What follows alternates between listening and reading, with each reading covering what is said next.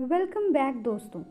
लेकर हाजिर हूँ मैं वूरी द वर्जिन का सेकंड पार्ट। फर्स्ट पार्ट के एंड में हमने देखा था कि वूरी को याद आता है कि वो रफ़ेल से पहले मिल चुकी है और उनके बीच किस भी हुई थी, बट वो इन सारी बातों को इग्नोर करती है और सोचती है कि अब वो एक रिस्पॉन्सिबल इंसान है और इन बातों को उसे भूल जाना चाहिए। अब सीन शिफ्ट होता है रफ़ेल की वाइफ पे। हमें पास्ट के कुछ सीन दिखाए जाते हैं जहां हम देखते हैं कि जब रफ़ेल का कैंसर का ट्रीटमेंट चल रहा होता है उस टाइम पे उसकी वाइफ रिलेशनशिप में थी एक लड़के के साथ। उस रिलेशन के टाइम पे उसने इन दोनों की पर्सनल वीडियोस निकाल ली थी और उसके बाद उसकी डेथ हो गई। उसकी डेथ के बाद ली ही उस केस को इन्वेस्टिगेट करता है, जिससे उसे पता चलता है कि रफ़ेल की वाइफ का अफेयर उस बंदे के साथ चल रहा था। रफ़ेल की वाइफ ली को ब्लैकमेल करती है कि अगर उसने सब कुछ सच बता दिया और वो जेल चली गई तो रफ़ेल के बच्चे को उसे ही संभालना पड़ेगा, जिस पर ली सोचता है कि वो वूरी के साथ अपना बेबी चाहता है, वो किसी और के बेबी को क्यों संभालेगा। बट उसकी बात ना मानते हुए वो रफ़ेल को सारी वीडियोस दिखा देता है।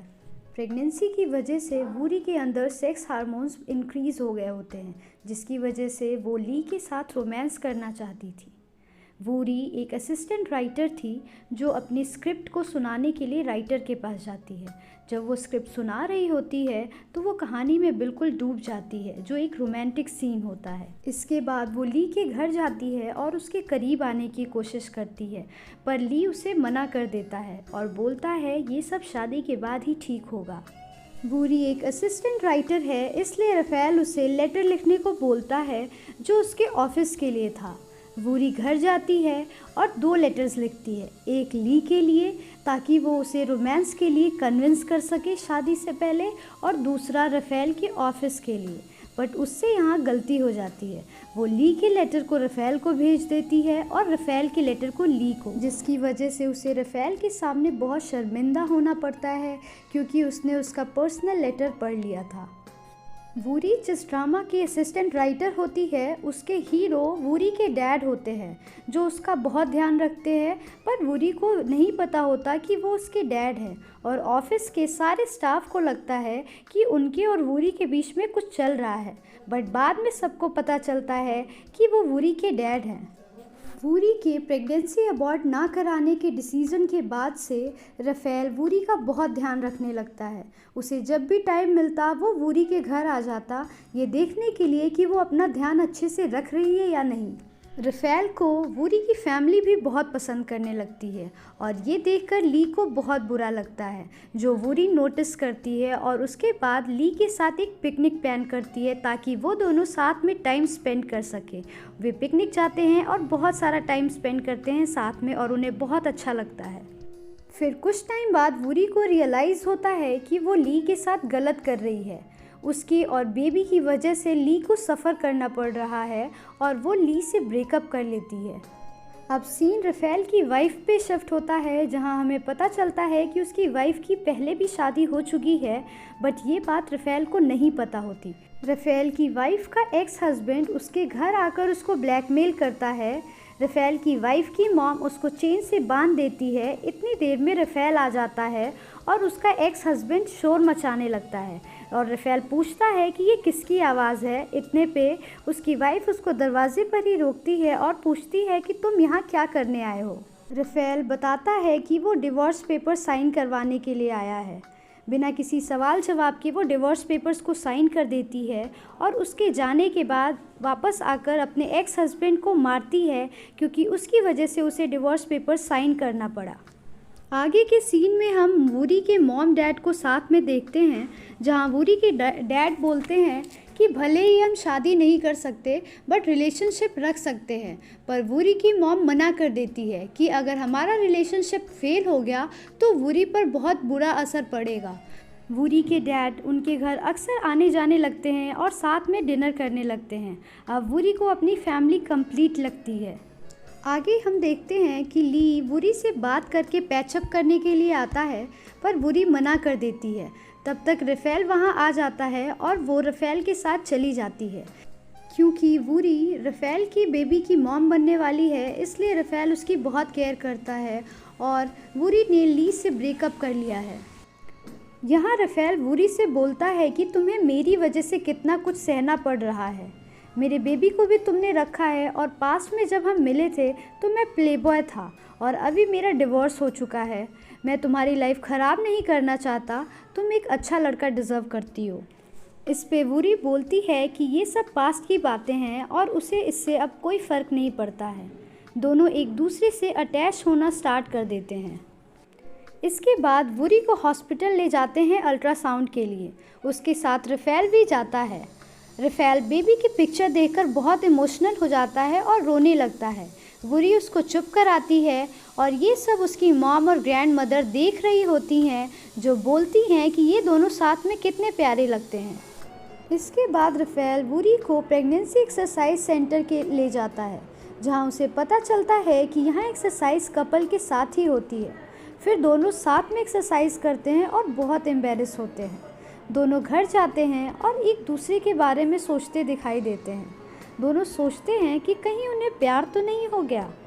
आगे हम देखते हैं कि वूरी की मॉम ली के घर गई होती हैं उससे मिलने के लिए। वो उसे समझाती हैं कि लाइफ में ऐसा होता रहता है। वूरी मूव ऑन कर रही है और तुम भी कोशिश करो मूव ऑन करने का। फिर राफेल वूरी को अपने घर ले जाता है उसके साथ कुछ टाइम स्पेंड करने के लिए, बट वहाँ वूरी काफ़ी अनकंफर्टेबल होती है। राफेल के पूछने पर बताती है कि उसने खुद से प्रॉमिस किया है कि शादी तक वो अपनी वर्जिनिटी को मेंटेन रखेगी। ये सुनकर राफेल काफ़ी शॉक्ड होता है और इसके बाद वूरी वहाँ से उठकर चली जाती है।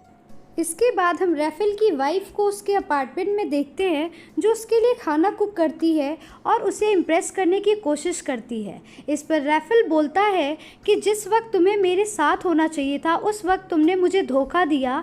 मैं तुमको कभी माफ़ नहीं करूँगा। तुमने मौके का फ़ायदा उठाया और दूसरे के साथ रही। तुम्हारे लिए अच्छा होगा कि तुम यहाँ से चली जाओ। राफेल की वाइफ कुछ दिनों के बाद फिर से उससे मिलती है और बोलती है कि उसने उसके साथ अच्छा नहीं किया। उसे गुड लक विश करती है और वो वहाँ से चली जाती है। इसके बाद राफेल और वूरी का ब्रेकअप हो जाता है। जब ये बात ली को पता चलती है तो वो वूरी के पास आता है और बोलता है, अब तुम राफेल के साथ नहीं हो। अगर मुझसे कोई गलती हुई हो तो प्लीज़ मुझे माफ़ कर दो। मैं बेबी को भी एक्सेप्ट कर लूँगा, बस तुम मेरी लाइफ में आ जाओ। तुम जैसा चाहोगी वैसा होगा, बस मुझे कभी छोड़कर मत जाना। मैं तुम्हारे साथ अपनी पूरी लाइफ स्पेंड करना चाहता हूँ। उसी वक्त राफेल वहाँ आ जाता है और वो भी वूरी से माफ़ी मांगने लगता है। ली और राफेल दोनों ही वूरी के साथ लाइफ स्पेंड करना चाहते थे। आगे हम देखते हैं कि वूरी का प्रमोशन हो गया है और वो अब असिस्टेंट राइटर से राइटर बन चुकी है। वो बहुत खुश होती है और अपनी फैमिली के साथ इस प्रमोशन को सेलिब्रेट करती है और सब मिलकर साथ में डिनर करते हैं। नेक्स्ट हम देखते हैं कि वूरी अपनी स्क्रिप्ट लिख रही होती है, जहाँ यही लिखना होता है कि दो लड़कों में से एक को कैसे चूज़ करें। वूरी ये लिख ही रही होती है, तभी ली वहाँ आ जाता है और उससे बोलता है कि वो उसे छोड़कर ना जाए, वो उसके साथ रहना चाहता है।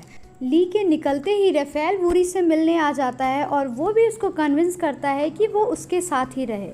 उनके जाने के बाद वूरी काफ़ी कंफ्यूज होती है कि उन दोनों में से किसे चूज़ करे और यही कंडीशन उसकी स्क्रिप्ट की भी होती है। नेक्स्ट डे ली वूरी से मिलने दोबारा आता है, तभी राफेल भी वहाँ आ जाता है। दोनों की आपस में लड़ाई होने लगती है। वूरी को अपनी तरफ दोनों खींचने लगते हैं। ये देखकर वूरी को गुस्सा आ जाता है और वहाँ से उसे अकेले छोड़ देने को बोलकर चली जाती है। वूरी जब घर जाती है तो देखती है कि उसकी ग्रैंड मदर चाहती हैं कि वो राफेल से शादी करे और मॉम चाहती हैं कि वो ली से शादी करे। इस बात पे दोनों की आपस में लड़ाई हो जाती है। इस पे वूरी के डैड बोलते हैं कि ये मैटर वूरी पे छोड़ दो, उसको डिसाइड करना चाहिए कि वो किसके साथ रहना चाहती है। इस पर वूरी बोलती है कि अभी मुझे सोचने के लिए वक्त चाहिए।